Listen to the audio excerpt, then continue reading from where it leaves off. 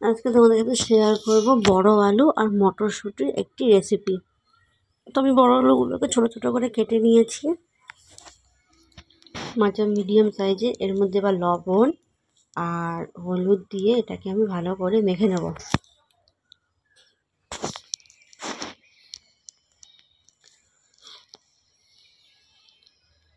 তো দেখো আমি এটাকে মেখে নিচ্ছি।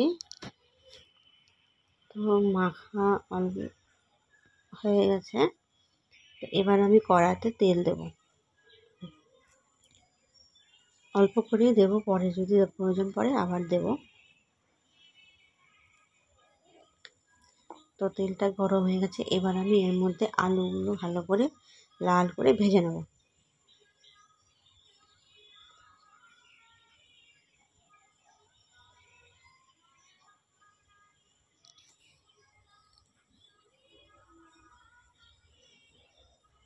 এদিকে আমি মটরশুঁটিগুলো দেখো ছুলে রেখেছি, এদিকে এগুলো কেটে রেখেছি। পেঁয়াজ এখানে আলুগুলো দেখো লাল করে ভাজা হয়ে গেছে। এবার আমি কড়াইতে আরেকটু তেল দিয়ে এর মধ্যে কালো জিরা দিয়ে দিলাম। এবার এখানে দেখো জিরের গুঁড়ো, লঙ্কার গুঁড়ো, হলুদ গুঁড়ো, লবণ, পেঁয়াজ বাটা, আদা বাটা আর কাঁচা লঙ্কা বাটা আছে। এটা আমি একবারে তেলের মধ্যে দিয়ে দেবো। এটা দিয়ে ভালো করে আমি কষিয়ে নেব।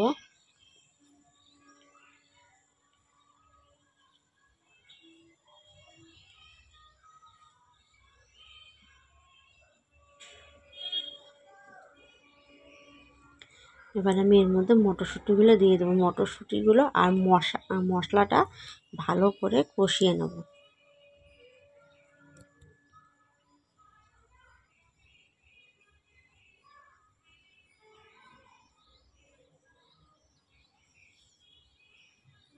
এবার কষানো হয়ে গেছে, আরও কষাতে হবে। এরপরে এর মধ্যে আমি ভেজে রাখা যে আলুগুলো সেগুলো এর মধ্যে আমি দিয়ে দেবো।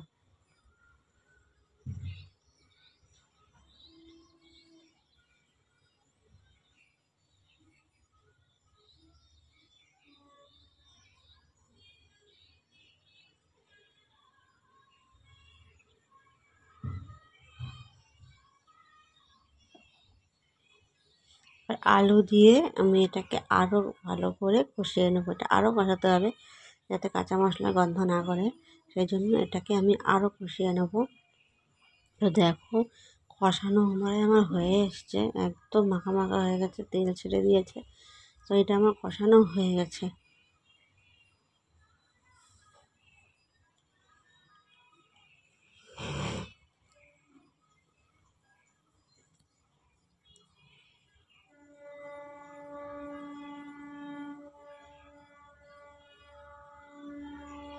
এরপরে আমি এর মধ্যে আন্দাজ মতো জল দিয়ে দেবো। জলটা একটু বেশি করেই দেবো, কারণ আলুগুলো সেদ্ধ করা ছিল না, আলুগুলো ভাজা ছিল, সেই জন্য।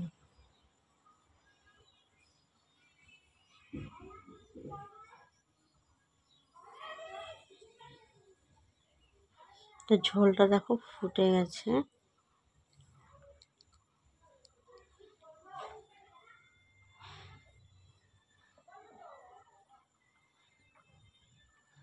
ঝোলটা এখন অনেকটা শুকিয়ে গেছে। এবার আমি এর মধ্যে সানরাইজ গরম মশলাটা দিয়ে দেবো, দিয়ে নামিয়ে নেব। এটা আমার হয়ে গেছে প্রায়। এবার আমি এটা নামিয়ে নেব।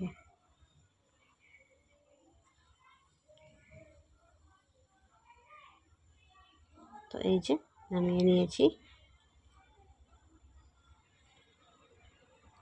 তো আমার ভিডিওটা কেমন লাগলো